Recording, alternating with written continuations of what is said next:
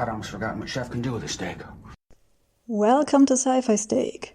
Today I am going to do what no one has ever done before. I am doing my personal ranking of the Star Trek movies. Let's start right away from the worst to the best. Number 13, the motion picture. This one is on the bottom of the list because, and I know this is not the movie's fault, I just can't handle the excitement. It's just too much for my weak heart. Things happen so fast, you can hardly catch a breath. As soon as the movie starts, you don't even know what happens and we're already underway.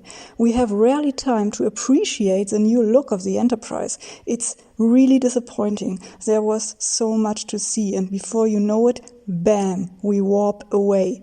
Sorry movie, it's not you, it's me, but still, last place for you movie. Number 12, The Final Frontier. The Final Frontier, second to last. Almost every time someone starts a Spock's random family members generator, things go downhill. This story is stupid. The movie has a lot more nice scenes than the motion picture, but it is still stupid. We need to go looking for God because God needs a starship, but before we do that, we all turn on each other because everyone has a secret trauma and therefore a turn against your friends button. Sure. Number 11, Nemesis. I don't hate Nemesis. I don't hate any of the Star Trek movies. It is very hard for me to hate anything that carries the name Star Trek. Some people are willing to go to any lengths to achieve this rare accomplishment, though. But compared to the other movies, Nemesis is pretty unimpressive. Especially the ending is really, really unsatisfying. This is where the next generation ends, huh? This. After all these characters have done for us. This is the swan song you give them. Go climb a tree. Number 10, Insurrection.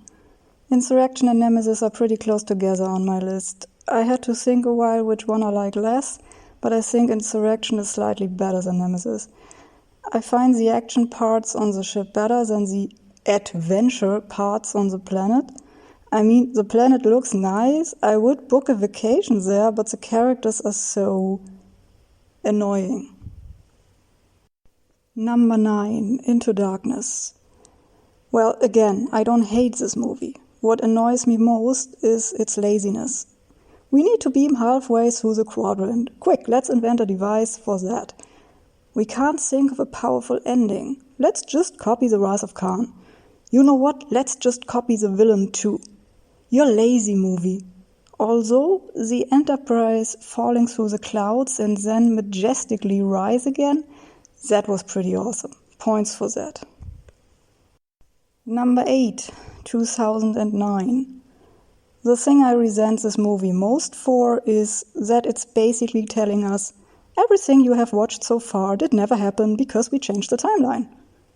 I think this movie has a lot of great parts, it looks good, it's exciting, but come on, pulling out a huge rubber and erasing everything we know? Not cool. Number 7, Generations. I actually feel pretty positive about this movie. What I resent this one most for is that it's given the Enterprise D such an unworthy end.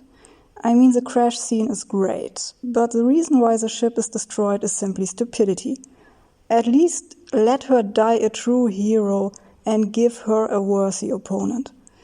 The whole Nexus thing, well, the Kirk parts are great, seeing him chopping wood, riding the horse, yeah, that's great stuff. Picard suddenly having 300 kids just because his nephew died? I don't buy that. The way Kirk died, well, he did die saving lots of lives, that's good. I'm a bit torn here. I guess it could have been worse.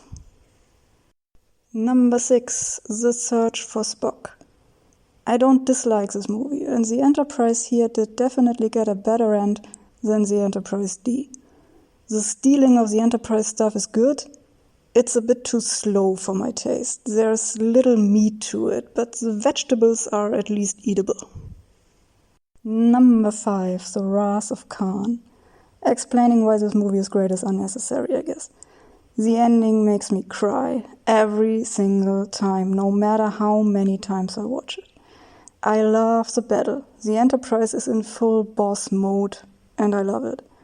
And Kirk vs. Khan is epic in every single way. Number 4, The Undiscovered Country. Yes, I like this one better than Wrath of Khan. I love the mystery about who kills the Chancellor. I love that awkward dinner. I love the end fight. I love this movie. End of story. Number 3, The Voyage Home. Again, yes, I like this one even better. Because our heroes get to be heroes in such an unexpected and funny way. The jokes are great, and especially the ending when they all swim with the whales makes me smile. Sure, this probe is a little bit too convenient as a villain, and illogical. We need to find this specific type of whale, and of course they're extinct, so we have to travel back in time. And they will be extinct again soon, because, please correct me if I'm wrong, I'm not a biologist, but 2 whales are maybe not enough to revive the species. But still, the movie is great fun. Number 2, Beyond. This is the point where everyone's looking at me eyebrow raised saying, "What?"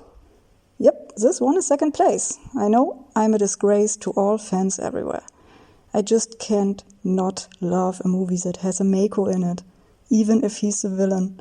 A ship from the Enterprise era makes me happy. And this is an entirely new approach to destroying the Enterprise. You have to give them that. Number 1, First Contact. My definite number 1.